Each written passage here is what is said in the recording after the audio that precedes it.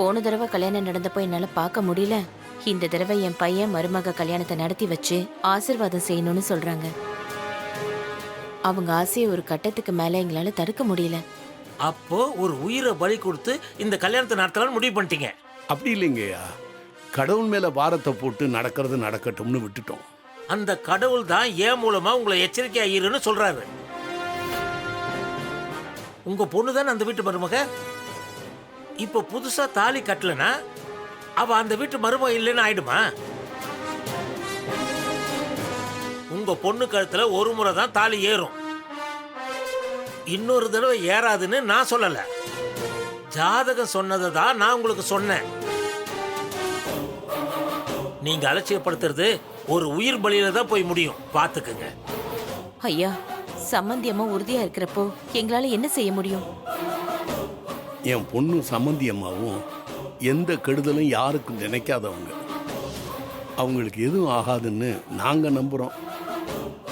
அந்த பெண் சாமியாரும் அதைத்தான் சொன்னாங்க. நான் சொல்றத சொல்லிட்டேன், அதுக்கப்புறம் உங்க விருப்பம். இப்ப கூட நான் உங்களை பார்த்தோம் பார்க்காத மாதிரி போயிருக்கலாம். ஆனா அநியாயமா ஒரு உயிர் போயிடக்கூடாதுன்னு தான் நான் உங்ககிட்ட வந்து பேசிட்டு இருக்கேன். சார், ஆட்டோ ரெடி ஆயிடுச்சு. கொஞ்சம் இருப்பா, நான் சொல்றத சொல்லிட்டேன், அப்புறம் உங்க விருப்பம்.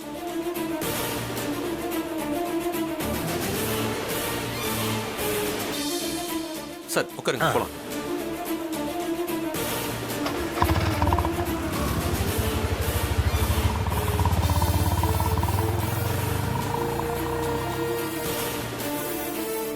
சரி வா போலாம்.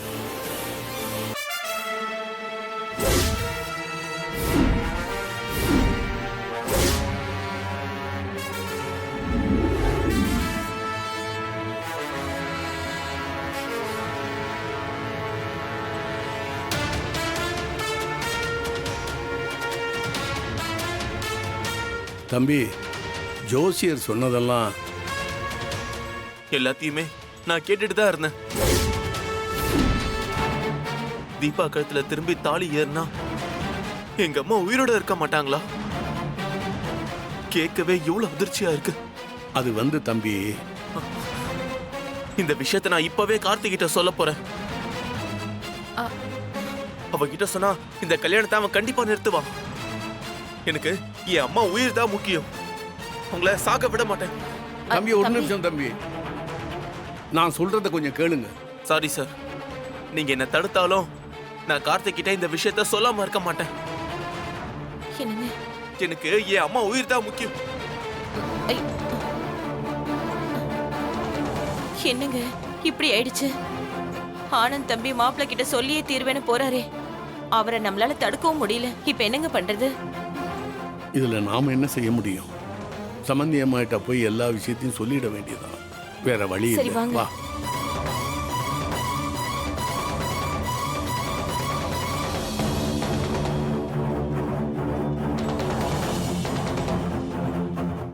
சம்பந்தியம்மா.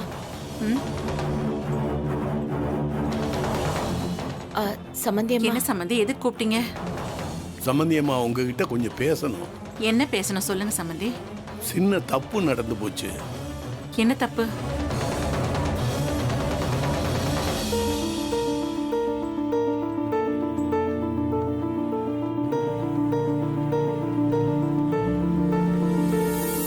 ஓ,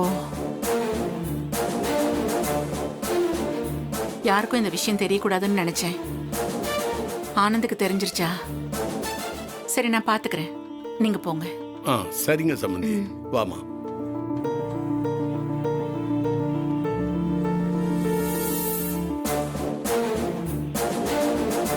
என்ன கார்த்தியை எங்கேயும் காணோம்?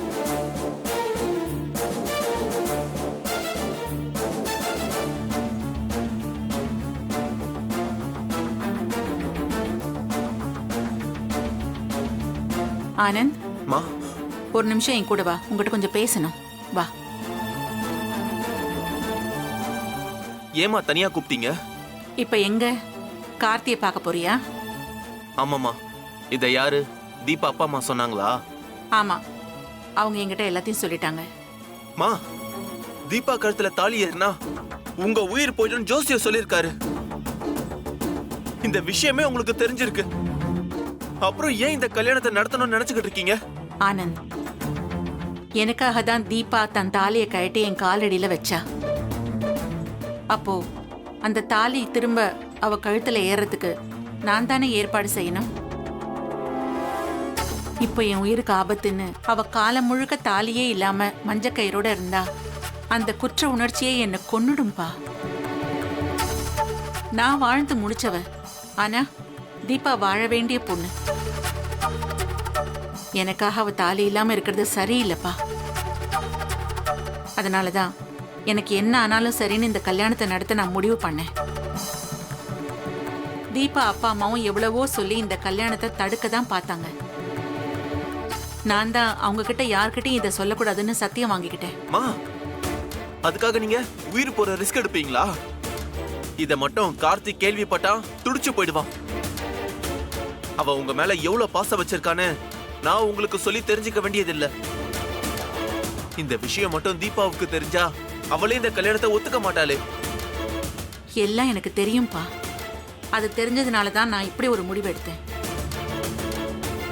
அவங்க 2 பேரும் என் மேல எவ்வளோ பாசம் வச்சிருக்காங்கன்னு எனக்கும் நல்லா தெரியும். அவங்களுக்காக என் உயிரே போனாலும் எனக்கு சந்தோஷம்தான்பா. உன் கல்யாணத்தை சிறப்பா நடத்தி நான் அட்சதை போட்டு ஆசீர்வாதம் செஞ்சேன். அதே மாதிரி தான் அருணுக்கும் கல்யாணம் பண்ணி வச்சு அட்சதை போட்டு ஆசீர்வாதம் பண்ணேன். ஆனா கார்த்திக் மட்டும் அப்படி செய்யற பாக்கியம் எனக்கு கிடைக்கல. அதை நினைச்சு நான் நிறைய வருத்தப்பட்டிருக்கேன். ஆனா இப்ப தெய்வாதீனமா அப்படி ஒரு சந்தர்ப்பம் எனக்கு கிடைச்சிருக்கு. அதனால இந்த கல்யாணத்தை நல்லபடியா செஞ்சு அவனையும் தீபாவையும் அட்சதை போட்டு வாழ்த்திட்டா என் மனசுல இருக்கிற பாரம் போயிடும்பா. மா, நீங்க சொல்றதெல்லாம் சரிதான். ஆனந்த், இந்த கல்யாண மண்டபம் வரைக்கும் வந்துருச்சு. இனிமே நீ இதை தடுக்க எதுவுமே செய்யக்கூடாது. இந்த விஷயத்த கார்த்திகிட்ட மட்டும் இல்ல, யாருக்கிட்டையுமே சொல்ல மாட்டேன்னு எனக்கு சத்தியம் பண்ணி கொடு.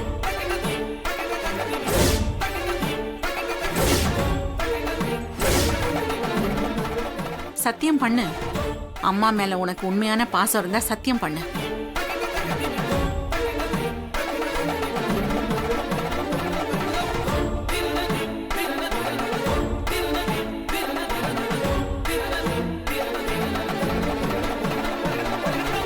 இந்த விஷயத்தை யார்கிட்டயும் சொல்ல மாட்டேமா. இது சத்தியம். சத்தியம் பண்ணிருக்க, அதுபடி நடந்துக்கணும்.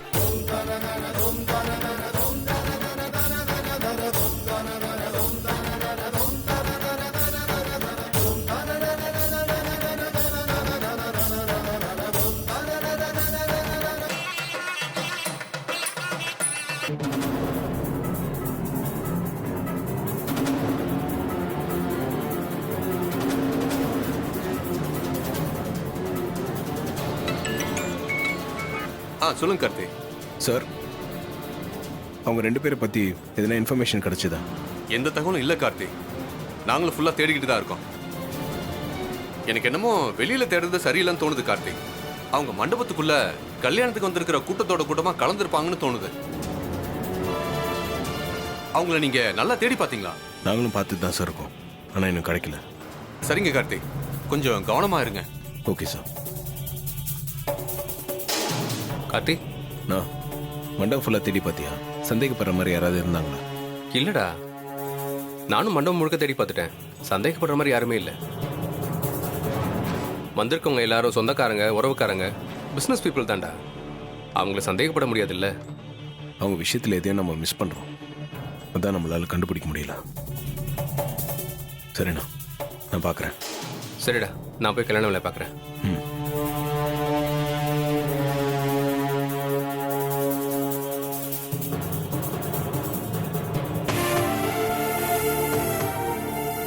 இவங்க கிட்ட இருந்து எப்படியாவது தப்பிச்சாகணுமே.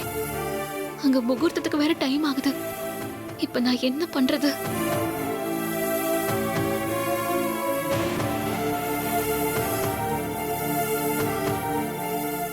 அண்ணே, நான் பாத்ரூம் போகணும், கொஞ்சம் கட்ட ஒத்து விடுறீங்களா?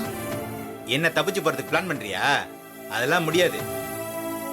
அண்ணே, தப்பிச்செல்லாம் போக மாட்டேன்னு, கொஞ்சம் அவசரம் அண்ணே, கட்ட ஒத்து விடுறீங்களா? ஏய், முடியாதுன்னு சொல்றேன்ல, பேசாம இருக்கணும். ஏய் பொம்பளை புள்ள பாத்ரூம் போகணும்னு சொல்லுது இப்போ போய் முடியாதுன்னு சொல்றியே. ஏய் இதெல்லாம் தப்பிக்கிறதுக்காக தந்திரமா பண்ற வேலைடா. அது புரியாம பேசுற. உண்மையிலேயே அவசரம்ண்ணே, கொஞ்சம் கட்ட அவுத்து விடுங்கண்ணே. நான் பாத்ரூம் போகணும்னு நான் உண்மையை தானே சொல்றேன். ஏய் பொம்பளை புள்ள இவ்வளவு தூரம் கெஞ்சுறா, உண்மையிலேயே அவசரமா தான் இருக்கும். போய் கட்ட அவுத்து விடு போ. போடா, நான் பாத்துக்கிறேன் போ.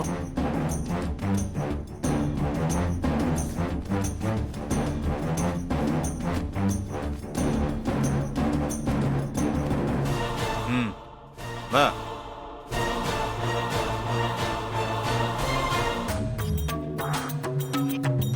ம் போ.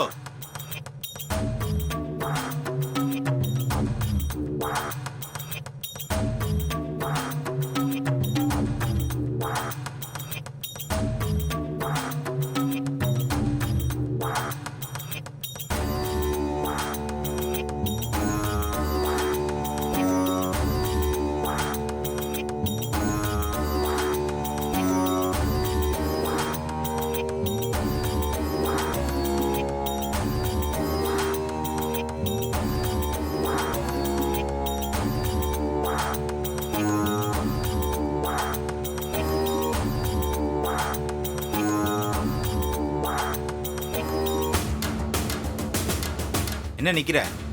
பாத்ரூம் அங்க இருக்கு, போ.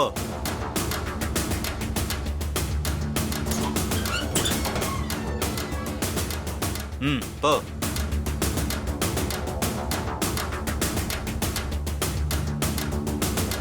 இதான் பாத்ரூம், போயிட்டு வா. சீக்கிரம் வா. ஏய் ஏதாவது ஏமாத்த நினைச்ச கொன்னே போடுவேன்.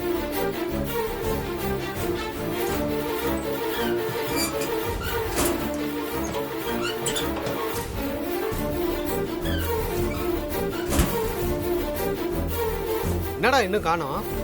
தெரியலடா.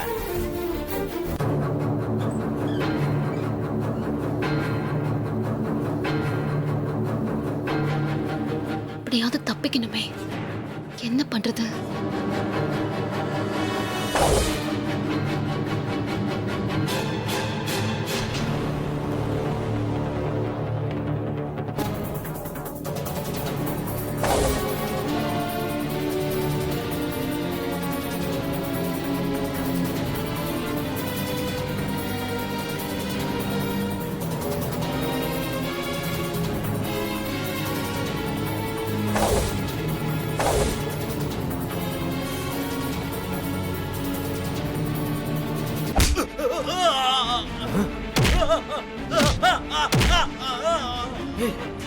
ஏய் இங்கே இருக்கு, நான் வந்துடுறேன்.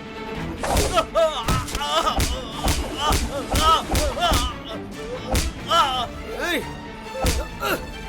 ஏய் ஏய் ஏய்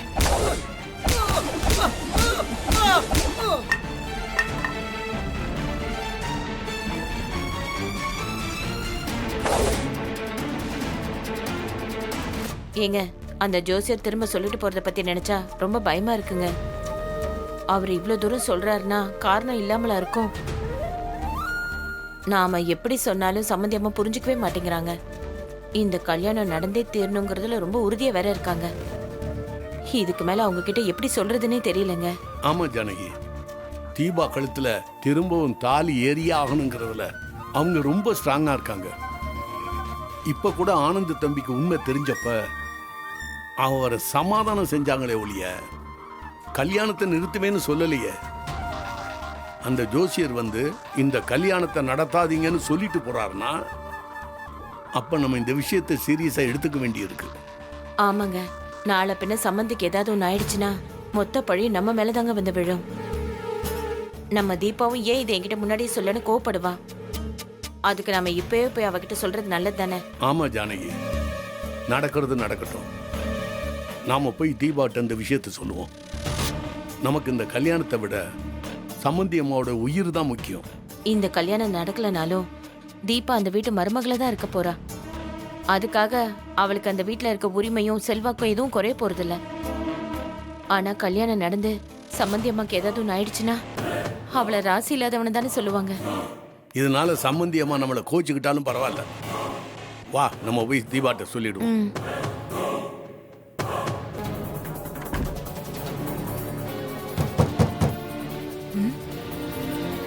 யாரு கதவு தட்டுறது? ஒவ்வொரு தடவையும் இப்படி கதவு திறக்க பயமாவே இருக்கு.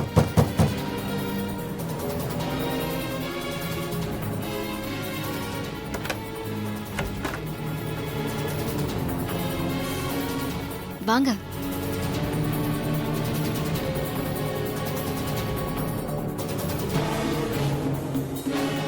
உட்காருங்க, உட்காருங்கப்பா.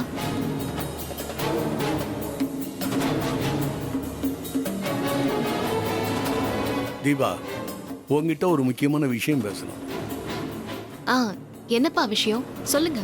அன்னைக்கு ஐஸ்வர்யா உங்ககிட்ட சொன்னதெல்லாம் உண்மைதாமா? தீபா கிட்ட ஐஸ்வர்யா ஏதோ சொல்லிருக்கா, ஆனா என்னன்னு தெரியலையே. சரி, நாமளே அது என்ன ஏதுன்னு கேட்போம். ஐஸ்வர்யா அக்கா என்கிட்ட என்ன சொன்னாங்க? என்னம்மா அதுக்குள்ள மறந்துட்டியா? உன் கழுத்துல திரும்ப தாலி ஏறுனா உன் மாமியார் உயிர் போயிடும்னு ஒரு ஜோசியர் சொன்னதா ஐஸ்வர்யா உன்கிட்ட சொல்லல? அதைத்தாம்மா உன்கிட்ட சொல்றேன் நானு. ஆ? என்னப்பா சொல்றீங்க? என் கழுத்துல தாலி ஏறினா அத்தை உயிருக்கு ஆபத்தா? ஆமாம்மா, உங்க கல்யாணத்துக்கு தேதி குறிக்க போனப்பவே அந்த ஜோசியர் எங்ககிட்ட இந்த விஷயத்தை சொல்லிட்டாரு. நாங்க உன் மாமியார்கிட்ட இந்த விஷயத்தை சொல்லி இந்த கல்யாணம் வேணான்னு எத்தனையோ தடவை சொல்லி பார்த்துட்டோம். அவங்க கேட்க மாட்டேங்கிறாங்கம்மா. என் உயிர் போனாலும் பரவாயில்ல, இந்த கல்யாணம் நடந்தே தீரும்னு சொல்றாங்க.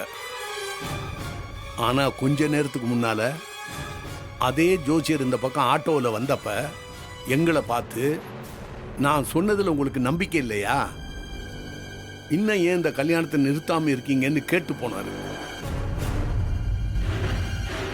இதுக்கப்புறம் உங்ககிட்ட சொல்லாம போனா நல்லா இருக்காதுன்னு தான் இப்ப சொல்ல வந்தோம். ஆமா தீபா, நீ தான் உன் அத்தை கிட்ட பேசி எப்படியாவது இந்த கல்யாணத்தை நிறுத்தணும். இல்லைன்னா உங்க உயிருக்கே ஆபத்துடி. அதெல்லாம் இந்த கல்யாணத்தை நிறுத்த வேண்டாமா?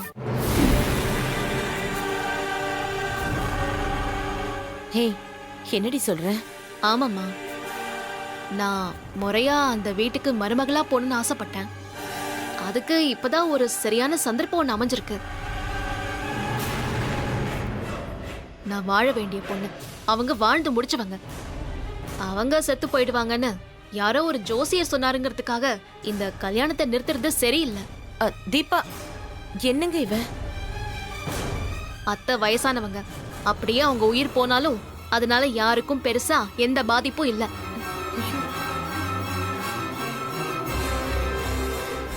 நீயாமா இப்படி எல்லாம் பேசுற?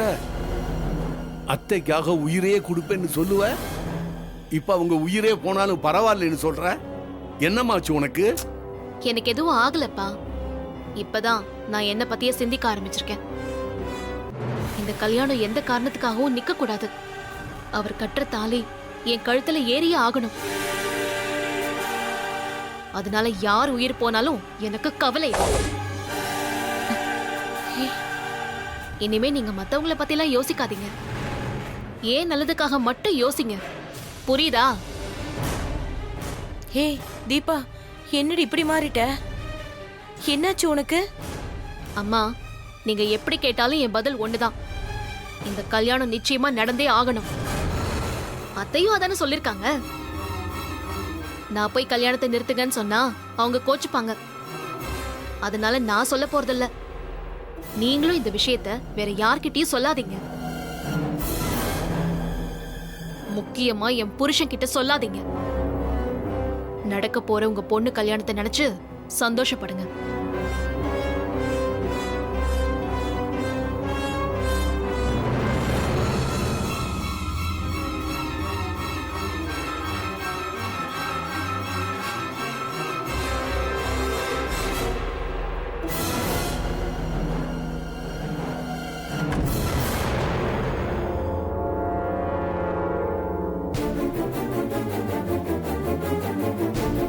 ஏங்க, இவ நம்ம தீபா தானங்க? நம்பவே முடியல. எப்படி இவ சுயநலமா மாறினான்னு தெரியலையே. அவ பேச்சே ஒரு தினசாதான் இருக்கு. என்னாலையும் இன்னும் நம்ப முடியல ஜானகி. நம்ம தீபா இப்படி எல்லாம் பேசி நான் கேட்டதே இல்லை. அவளுக்கு என்னாச்சுன்னு தெரியல. நாமும் ஒண்ணு நினைச்சு வந்தா இங்க வேற ஒண்ணு இல்ல நடக்குது. சரி, வா போலாம்.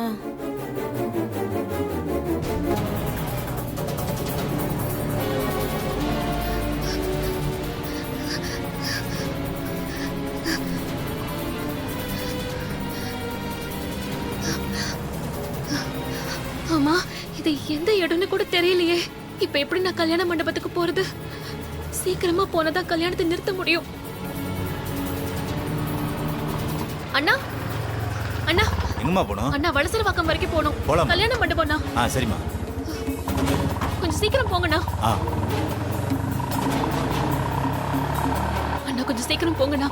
அங்க கல்யாணம் நடக்கிறதுக்குள்ள நான் சீக்கிரம் போய் ஆகணும். சரிம்மா, போயிடலாமா?